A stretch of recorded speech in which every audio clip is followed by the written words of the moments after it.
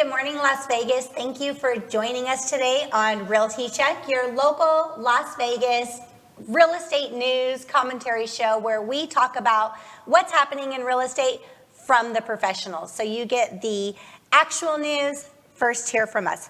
If you guys are watching our show, if you've been following us, please take a moment, like, comment, share, tell your friends about it, leave us a review. It really helps us out to get some feedback on what you guys want to hear and what we should be talking about. So take a moment to do that, and we really appreciate you tuning in. So today we have some great guests with us, some more personal friends of mine. I got a lot of friends in this industry, and I love having them here on the show, so thank you so much for being here. We have Keith Jones with Keith Jones' team, Keller Williams Realty, the Marketplace One. Keith, tell us a little bit about yourself, and thank you so much for being here. Yeah, thanks for inviting me, Trish. I've been in real estate since 2007. I was licensed in California for 8 years, and I've been licensed in Nevada. Moved to Nevada to actually be a team leader for Keller Williams that you actually joined. So, Keith recruited me. Yeah, so I saw an episode recently where you had your mentor Martin on last week. Yes. So I thought it was kind of cool that Trish was one of my great recruits as a new agent. It was so much fun. So I came out here with my family. I have 3 kids and my wife, Sarah. We have a 15-year-old sailor, 12-year-old scout, and 10-year-old son named Crew. So we came out here about 8 years ago now. And so after that role of team leader, I transitioned into sales. So I've been selling real estate in the Valley. And basically, real estate has been my life. I've been doing it for virtually all my adult life and definitely all my responsible adult life. So, I love real estate and I love Las Vegas. And you do great at it. And let me just say one thing about the team leader, when you recruited me, all of that like history stuff, right? I might not be doing real estate today if it wasn't for Keith, because there was times where I was like almost in the beginning so overwhelmed. Keith definitely took me through that, so I appreciate that. Yeah, appreciate 86% of agents don't succeed in the first 18 months, and Trish was definitely the exception to that rule. She did great. Yeah, but with your help, so thank you. So Leah, we have Leah Silva with Elucent, Keller Williams, Marketplace One. Leah, tell us a little bit about yourself. Yeah, of course. So I'm a newer face to real estate. I've been licensed a little bit over 2.5 years. I've been with Keller Williams since the start. Absolutely love there and building my business. I'm actually building my team at the moment, so we're expanding, and there's a lot of growth to happen. I was originally have a hospitality background, like many of us here in Las Vegas do. I came from working on the Strip and from hospitality and tourism in school. I loved real estate and learning as much as I have. We've been able to plug in so much at our office. It's been amazing, and to have some great mentors available to us for all of our questions. Absolutely. And Leah, you were Rookie of the Year? I was. Yes, I remember this. So thank you. Congratulations. Thank you. Yeah, who knew when you dive full into something and you can succeed? That's all it takes. It takes commitment and follow through. Yeah. Absolutely. Exactly. So definitely that shows some grit. So here in real estate, Las Vegas, what's going on here in the market? We've been giving you weekly updates on what's happening, what our inventory is, so you can keep track of it. Nothing major since last week. We're still on kind of the same trend that we're on right now. So current single family residences in Las Vegas that are on the market active is 3,380. Do you guys feel like that's a healthy number? I mean, I still think that it's a seller's market, so it's a low number. I think that having more inventory is going to definitely kind of stabilize this market. So I think it's low, but it's definitely been increasing. So it used to be an extreme seller's market. It's more of like a normal seller's market. Solid seller's market. Or just like I feel like it was like a crazy seller's market, not anywhere near normal before, this whole year. And then now we're just kind of like in this is what it's supposed to be when it's a seller's market. Yeah. No, I'm excited to see these numbers over the 1,900 we were seeing at the beginning of summer. It was definitely stressful for someone who handles a lot of buyers, and it took a lot out of a lot of people. It's hard to sell homes if there's no homes to sell. Yeah. Yeah, most definitely. Most definitely. So that makes sense. And yeah, I do feel like we're in a healthy spot right now. And I don't know if you guys are seeing this, but over the last week, I've been starting to see, over the past 30 days, I want to say I've seen buyers kind of back off. It's like there was all these buyers everywhere and then they just like disappeared. They're still, clicking emojis in the MLS and like the hearts and the light bulbs and all that stuff like that, but they just stopped looking at homes, it felt like. And now we're starting to see a little bit of increase in that activity again, like they were just maybe backing off to see what was going on. Yeah, I think I've seen a lot of, at the beginning of summer, end of spring, there was a lot of buyer defeat, it felt like at the time. Yeah. And over the last 30 days, I've seen more of my buyers starting to kind of trickle back, which is exciting because they were worn. They were tired of making offer after offer after offer and maybe not being the highest and best. Right. So. Yeah, I had a couple like buyer fatigue is what I call it, where you're out there showing homes and making offers when there's 10 properties or 10 offers on each one of the nice properties and things like that. So I think now you're seeing sometimes as little as 2 offers, sometimes 1.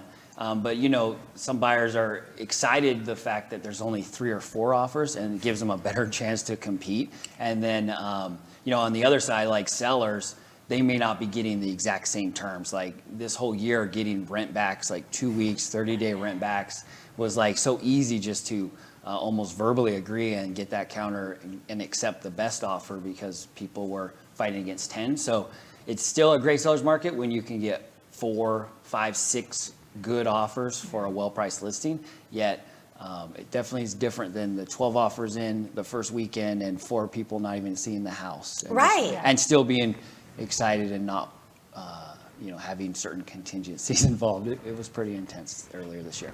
Even getting 1 offer on a well-priced listing is great. I mean, you don't need to have 20, right? It's the goal. It's really just 1 offer. It takes that one great offer and it's fine. So yeah, I am liking seeing this, calmness a little bit more. And for buyers, I feel like they're starting to get a little picky again, a little fussy. Do you guys see that? Yeah, I can see that a little bit more. It used to be, let's throw as many offers out there as possible and see what we can get. And they would quote unquote be settling, it felt like at times. Mm-hmm. Now, I think they're definitely diving back in. I'm seeing more complaints about room sizes and backyard space. And this one doesn't have the pool, even though it has a pool sized lot. And so buyers are getting a little bit more picky on things, but they're allowed to be because this is going to be their potentially forever home. Absolutely. I agree. And one of my last clients, like I was trying to throw some of the ones that they had deleted in the portal. I was looking through and saw a couple that I thought were like worth considering, and they just re-deleted it. I think it was outside their ideal area, so their buyers are a little more honed in on what they want and have a little more choice. Yeah. Although. Yeah, because before during the rest of this year, it was like just having a house that someone would say yes was enough. Yeah. That was plenty. So yeah, we're definitely seeing things, and it's better that way. It feels better selling real estate that way.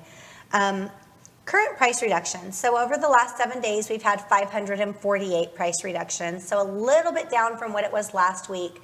But my perspective on that is I feel like it's just people coming back down to normal. Sellers are understanding they can't overprice things. Do you guys feel like it's any concern or any sign of prices dropping?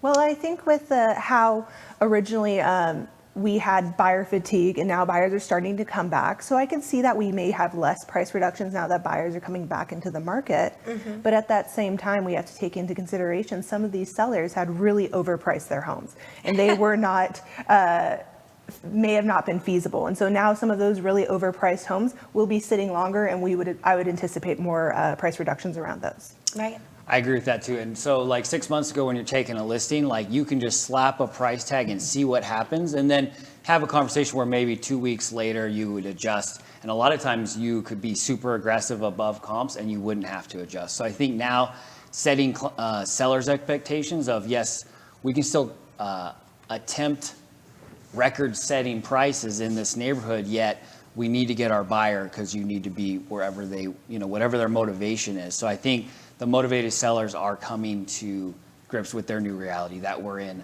a strong seller's market and not an extremely crazy seller's market that we just came out of. Right. I agree with that too. And I feel like buyers the rest of this year, and I don't know if you guys were experiencing this as well, but I was during the earlier in this year, you'd go over comps and I mean, they didn't make sense. So buyers were like, I don't even care what the comp says. This is what we're going to offer. And it's like, okay, because other buyers are doing that. And now they want to review comps before making an offer. They want to make sure that it is where it needs to be. So those price reductions, I feel like that's where it's coming in, is those price reductions are actually just moving the home prices to comp. Do you feel like that's what's happening? In most cases, like I treat I do about 50-50 business, so 50% listing based, 50% buyer based. I treat my buyers just like I do a listing, where I'll do a 1 mile search and pull some comps up that are, plus or minus square footage. If it has a pool, I only do pool homes now, right, because the pool homes have such a higher demand. And if it doesn't have pools, I'll exclude the pool homes, because you don't want a comp in there throwing things off, although appraisers will kind of do things a little differently. But I treat my buyers just as sellers, and I always provide comps. It's just 6 months ago, the conversation was, there's 10 offers, like this is what the comp says, and what are you willing to do to get this house? Exactly. Right? And so now it's maybe like, yeah, I would price it like that, and there's 4 offers in, so we still need to be aggressive. I understand your perspective, but what would you like to do with this information? There was times it got so insane, I was having them sign the comps just because I was like, I don't want to be held responsible for this. This is crazy. So yeah. So and pools, that was an interesting thing that you just brought up, which I've seen over the last year.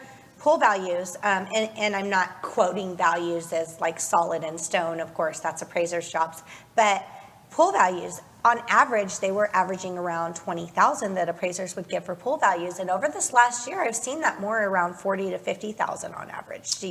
Have you seen a big change in that? So I agree with I've had a few buyers that they were really targeting pool homes, and then you were just talking about someone that wouldn't purchase even though it was a pool size lot, right? Yeah. So what's your experience on? I'm seeing something similar to that. I feel like there's definitely some more value going into pool homes. However, I know a lot of sellers in their mind thinks they're going to put X amount in for a pool, so they're going to get that same return. Yes. Which we know isn't the case typically. But we are seeing more value heavily laid on pools now than there were before previously. And it should be. I mean, it costs around $100,000 to put a pool in. Yeah. I mean, you can get it lower, of course, but if you do a full pool, landscape, everything around it, I feel like there should be more value than $20,000. Yeah, and I think the biggest thing that I noticed when you're maybe trying to overcome that with a potential buyer is the time frame, right? Like people are buying pool homes because the home has changed a little bit for them. They want a little more entertainment in that actual forever home. So they don't want to wait 18 months to be where they have that same entertainment. So I think that's where that desire for getting the pool done immediately is more important. And having I have 3 great pool contractors that are booked out for 12 months. Yes. It's something that we have to really be aggressive on helping our clients get what they want. Absolutely. And Absolutely. And stuff's on back order. My neighbor next door is putting in a pool, and he's just been in this limbo phase for months because stuff's on back order. They can't complete what he needs done for the next phase for inspections. So yeah, that's not fun. So in news, in news articles, Las Vegas. So there's 2 articles, which I think are a little conflicting, but at the same time, I feel like they make sense when they complement each other. And we talked a little bit about this before the show. Las Vegas was ranked. I've seen a lot of people share this on social media. This article got a lot of buzz. They were ranked among the most overvalued housing markets in the country. However, another article that kind of, I feel like explains this article a little bit more is that California migration, which is, as we know, a bunch of people moving from California to Las Vegas, has brought more high net worth individuals to the city, which has boosted kind of the level of income of our overall economy.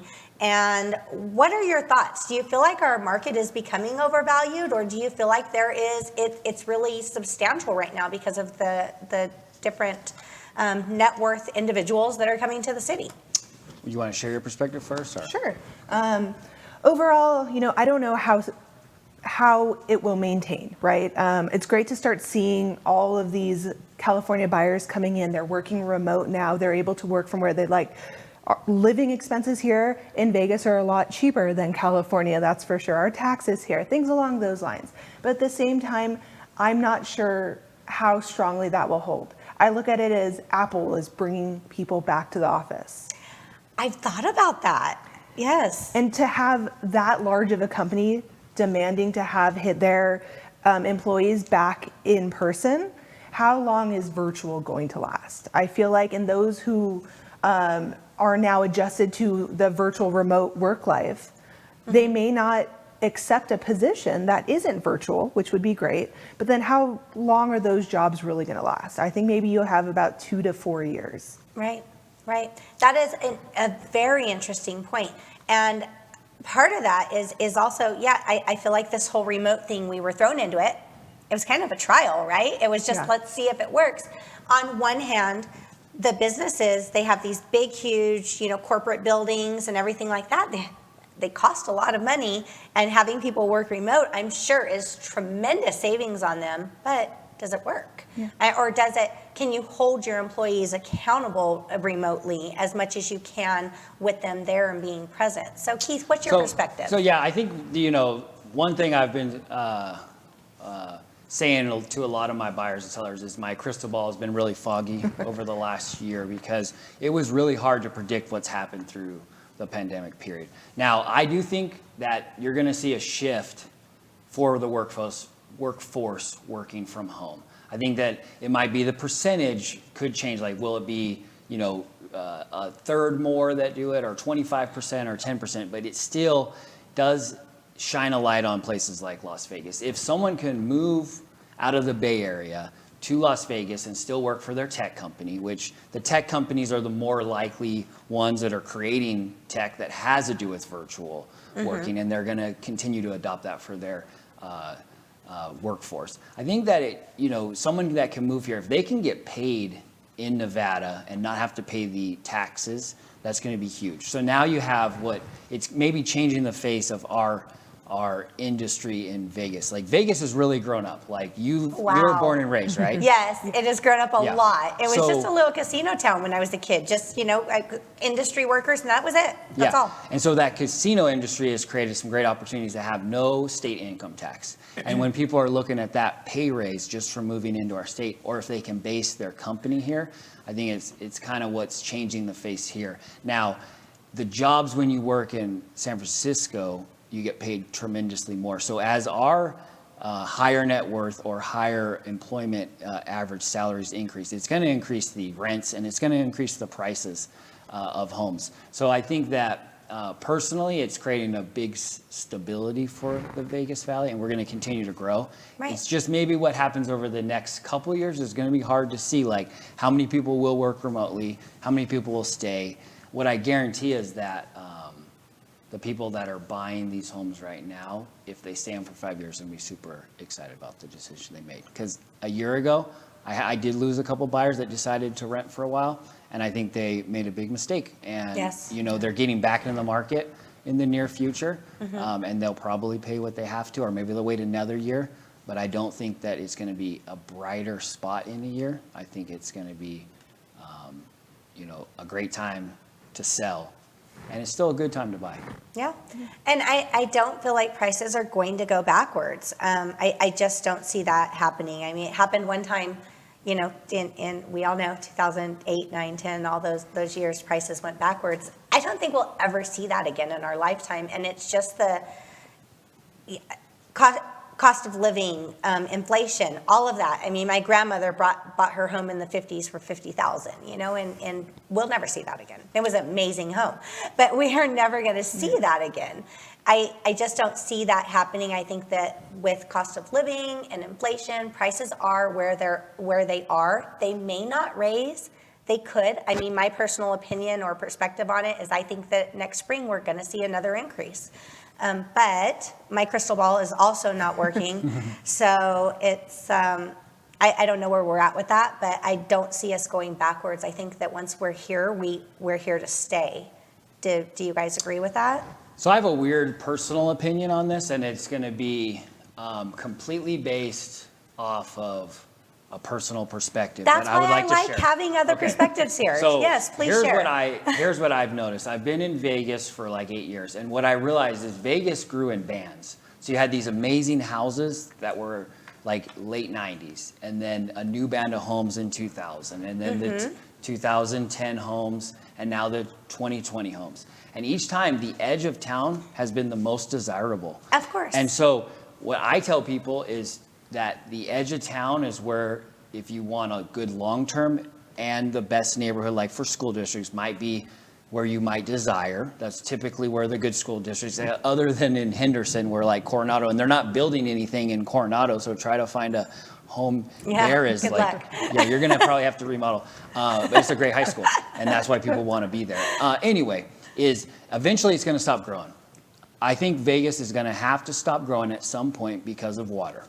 Okay, so I've been telling people that, what's that population? Is it 3 million? Yeah. So how many more years are we gonna see of strong growth where they're building the homes that they've been building, right? Let's say it's 20 more years of home building. What happens when that stops? I think two things. Water prices will increase because we'll have to be more aggressive on how we find water.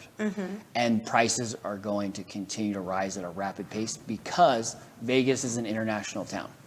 Okay, people in other countries want to own a piece of Vegas. So supply and demand is, we've seen that right now, where when you have so little opportunity to purchase, how that does for the market, it increases like crazy. I think whenever you end up stop allowing water meters to be put in the ground, which most Western states have either experienced this or will experience this in the future, I believe. Okay. So I think if you want to own a home in Las Vegas for 50 years, that you're going to be holding a lotto ticket or a slot machine that's guaranteed to pay off Well, in the long term, because I think that, because how far can we expand? Yeah. yeah, and the home, if you can, in 20 years, people will be working remotely at a much higher rate. And if you can live in this type of climate, with this type of entertainment, with this type of food, there's always going to be a spotlight on Las Vegas. And that's where I don't have any problem with when my clients decide to sign the contract to purchase. Like, I feel like as long as it's a 5-year plus decision, that they might be, In a good doing position. themselves a great service to Yeah. get a piece of this, because I don't think there's ever going to be a decrease in the excitement to own a piece of Las Vegas real estate. Yeah. So that's it's a little weird when you talk about water, but water's been in some topics, Yeah. and I think eventually you're going to have more parks with less grass, and you're not going to have the pretty Summerlin parks that have water flowing out of them. It's already right? a rule. Yeah. They've already talked about enforcing that, as getting the grass out of our unusable grass. Yeah, and that's not a bad thing. Like, there's always going to be plenty of water. Like, our water district's smart, they're amazing, and they have a long-term plan. It's just at some point you may see where they'll be controlling growth. And I think that's going to be the best appreciation and the most solid asset might be at that moment. So it's not anything I'm scared about. Awesome. So that's my perspective. Thanks for letting me share it. No problem. Rate hikes. Analysts are predicting that we should start seeing rates increase over next year. They were supposed to increase this year, started for a minute, and then they stopped. What do you guys think about interest rates? So I was actually at my lender's office yesterday. I work with Michelle Beslow over at Fairway. She's been amazing. Awesome. A lot of my buyers I work with right now have been benefiting from the down payment assistance programs, right? Some of my buyers who had been quoted right around a 3.1, maybe even less than a month ago as we began shopping, the rates increased yesterday. So is actually at a 4 now. Ooh. So for that to jump up, my buyer's buying power has decreased quite a bit. Absolutely. Right? So someone who could have qualified for maybe 275 is now qualifying for 250 due to that rate increase. Yeah. And so as we're starting to see these, I think the people who had been on the outskirts waiting to buy have really hindered their purchase power and their ability to buy, because we're looking at it. Yesterday I did a search. There are less than 30 homes on the market that are listed under $275,000 across all of the Las Vegas Valley. Yeah. Yeah. And so that's a starter home price for a lot of our industry workers and people here in town, our hospitality workers. Yeah. We have a lot of people who are first-time home buyers, and that's a price point where they may feel comfortable at, and we're just not seeing the inventory available, and what's coming available isn't great in their opinions. Oh, of course, yeah. And I've seen what's available under 275. There's not a lot of good options. And if there is, everybody wants it. And then they're also having to do remodels potentially on these, because a lot of these properties may have been worn down. And can these clients afford to have to put in new countertops, new floorings, things like that to make the home what they would anticipate as livable? Absolutely.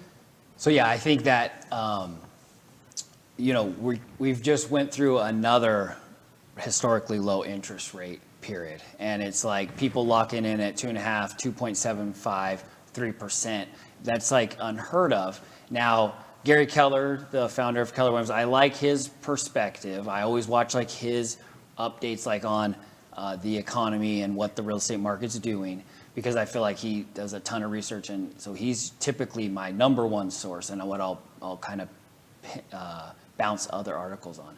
Yeah. He said most likely the interest rates are going to stay somewhat low. Like the consumer's used to paying 4%, 5% for a mortgage. So the good news is we're not going to go up to 8% or 10% or anything crazy.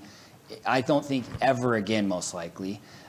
So great.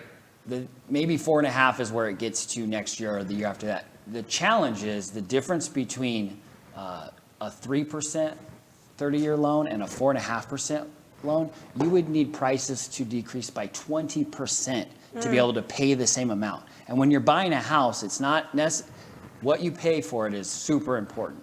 It's also important is how much of your income is it taking in today. Like you can't, you have to have a certain affordability, but if your payment is going to increase in a year, but you're going to have the sense of equity, I don't think that's the smart decision 10 years from now. I think that the lower payment and guaranteeing what's going on is what you should be looking at. The lower rate, yeah. Because in a year, what happens if prices go down 3%, interest rate go up by 1%, your payment's significantly more, Yeah. or you get bumped out of your ideal school district or you're commuting more to work, which I've worked with a lot of first-time home buyers and like VA purchasers, which it's been hard to get a VA loan over the last year. Our VA offer accepted. Offer accepted. You can get the loans all day. And those, it's fun to help a first-time home buyer, like maybe even a single mother or father get keys. Like that's fun. Like that makes our job exciting. Yes. And it's been tough when you can't do that. I hate to think of 3 years from now when rates are 4.5, let's say, and prices have increased a little. Yes. Like they're, I hate to say it, but would you get priced out of the market? And that's what's the hardest part when you're consulting a buyer is like the fear of them being afraid of today when you can guarantee what they have. Yes. And like these stories you think of in your history. Because they happened. And the buyers don't know that they happened, but we've seen it. We know it's happened before. Yeah. So it's like if they could only just understand we're telling them the truth. We're trying to help them. Yeah. I would rather pay a higher price for a home with a great interest rate any day than to have a higher rate. What's the interest go to? That goes to nothing, and have to purchase a lower price home because the rate's so high. That's something that we really have to push and really let the buyers know. And speaking of public service announcements, so right now we are seeing, because of the more inventory and more inventory, it's not high inventory, but more inventory than we've been used to the rest of the year. We're seeing some homes that I have my own opinion on the homes, but we'll get to that in a second, but they're not getting offers. They're not standing out amongst the other inventory. They're not getting offers, and buyers are absolutely more fussy, more picky about what they're looking at. So besides telling the sellers to call you as their agent, because we all know that's the thing, but besides that, what advice would you give like those sellers that just have their home? What can they do to make it stand out amongst the competition? I mean, we know there's a golden rule that always works, but let's talk about that for a minute. What do you guys think? So are you asking what other than price reductions Yeah, that well, you can no, do? that's exactly what I was getting to because I Okay. feel like that's the only answer. So Well, not Yeah. only, but one of the best answers. yeah, so the question is, what can you do with the sellers already on the market to help them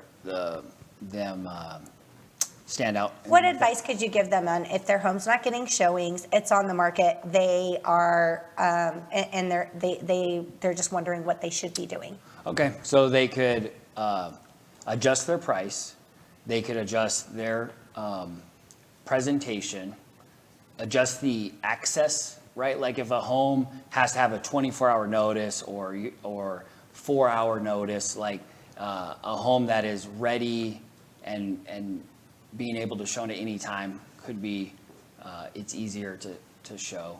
And then condition. So condition, price, accessibility, or promotion would be the 4 ways to go.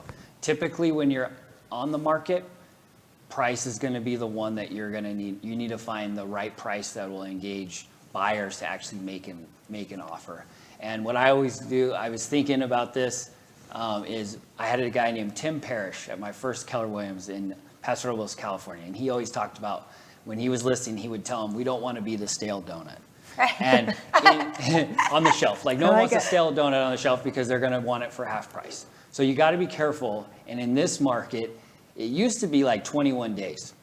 Like when I was talking to people earlier this year, it's like 7 days. If your house doesn't have 5 offers in 7 days, you need to price reduce or it may not sell. Because back 6 months ago, if your house was on 30 days, my buyers were asking what's wrong with it. I don't know about your guys'. Yeah. So today's market, maybe that's 14 days. I think most importantly is revisit the 4 that I said and your motivation. Sometimes like as a seller, you have the seller's value and then the buyers have their value and the appraiser has theirs. Those are the 3 price perspectives. But sometimes you're not engaged enough with your true motivation. And so going back to those questions that your agent asked you when they were sitting down at the kitchen table, like where are you going? When do you need to be there? How important is that to you? Sometimes you lose that in the mess of trying to get 12 offers and be, the awesomest house on the market like maybe your neighbor did a few months ago. Yeah. So sorry for taking so much time. No, That's you're just good. that's Yes. how I would cover it. Yeah. Yes. Yeah. Good answer. I would definitely say price and exposure is probably going to be your key aspects there, making sure people can have easy access to the home, getting in and out, maybe going out for a weekend, going to brunch and just getting out of the home, allowing your agent to really get it shown to the best of its abilities and make sure it's marketing correctly and where is it being marketed and how it will be done. I think those are very important now because in all of the craziness of this last few months, I think a lot of agents may have put their foot on the gas a little bit and really have not focused on their marketing aspects as much as they could have. And so now it's going to be interesting to see everyone diving back into what marketing is really going to look like for them. Learning how to market. So Exactly. many new agents that just started don't even know that that's a thing because every house when you list it just sold. So that's something that I feel that I'm seeing a lot of people struggling now that have been really new. They started in the industry late 2020, early 2021, and they're like, well, what am I supposed to do other than put it on the MLS? It's like, no, there's actually some things you should be doing with marketing. So that is a very great point. And yeah, I feel like price. If you're not getting showings, the price isn't right. I don't feel like there's much other than that. If nobody is even showing up to look at the house, that price is not attractive. And condition, yes, I mean, condition does have something to do with it, presentation, everything. But if they're not even coming inside the door, condition presentation really isn't a lot there. That it's price, unless you're making it impossible to show access, of course. But if you're flexible on showing, if there's some leeway there, I feel like the number one answer is price. So even stale donuts sell. They just sell for half price. Yeah. So if you want to have a house that you can't physically see, that smells bad and has really bad pictures, you're going to definitely need the price. But the nice thing about most agents that I probably do business with, and most of the agents around our office, like even Leah being new, I don't think that that's the way that we operate. And what she described earlier was pretty So like you do a lot of open houses on your listings, right? Yes. And so I kind of picked up on probably some consulting she's doing, like, hey, why don't you guys go out to brunch, have a little afternoon fun, give me the house from 8 to 5 or 8 to 4 or 10 to 4 so I can do an open house and get a ton of buyers in here for showings and maybe some people in the neighborhood looking around too. Is that kind of what you do? Yeah, neighbors are, I mean, open houses typically don't sell a home, right? We've all kind of have that idea in our mind and we know pretty well about that. However, it gives exposure to the home and that's important, especially if you're not getting as many eyes on it as you need. So to have that open door and someone there with a friendly face to greet them is going to be important so they can learn more about the home and what's out there. And just getting people in will be a lot more motivation, I believe. And you can get feedback. Yes, From an open exactly. house. You can just get feedback if there's something that buyers, just for the overall. I mean, as agents, we have experience, of course. We walk through a house, we give our sellers recommendations, but sometimes just feedback in general, just hearing the buyer's perspective of what they see, they can see something that we're missing. Yeah. So that's one thing I did this year too, is I changed, like when I had an owner occupied home, I would say, give me a weekend, like go out of town, or give me like 2 chunks of time, Saturday and Sunday. And I just fed all the showings and all the marketing to that one weekend. Because if you were priced relatively sensible, you might see 10 offers on a well-marketed property all in that same weekend. And then they don't have to leave at 3 o'clock on Friday, 6 o'clock on Friday, 11 o'clock on Saturday, Right. so on and so on. You just fit all the showings and all of the people that saw the online marketing into that one event. And then on Monday, you review offers. So that's something I had been doing this year, earlier this year and even at now. And it sounds like you're doing it. And I think that's actually best for the buyers agents for sure, and the seller, just to get out for a nice big window and let me expose it. But if your house is 48 hours notice because it has a tenant, that might be one of the problems. It's not selling. Of course, Yeah. yes. Or no show. No show, show. definitely. love No those. shows are an issue. So you guys are both amazing real estate professionals. So if people need to contact you, they want to ask you more questions, how do they reach you? I didn't realize we were out of time today. I've had so much fun. I know, see? It just flies on by. Okay. So was my contact information on there? Oh, the best is call, text, or email me. So there's my phone number. My email is keithjones@kw.com. Shoot me a text. Give me a call. Yes, I'm always around. very easy to remember. Yeah. Leah? Thanks so much for having me. It's Thank been you. a pleasure. Time did fly. The easiest way to get a hold of me is the information listed below. Leah Silva. I'm with leah@elucient.com, or give me a call on my phone number directly there for you. Okay. And you guys know how to reach me. Just call me on my cell phone. You can message me on Facebook, send a bird with a note. Anything will get to me. So if you guys are watching, take a moment, like, comment, share, leave us a review, and tune in next Thursday for Realty Check with Trish Williams.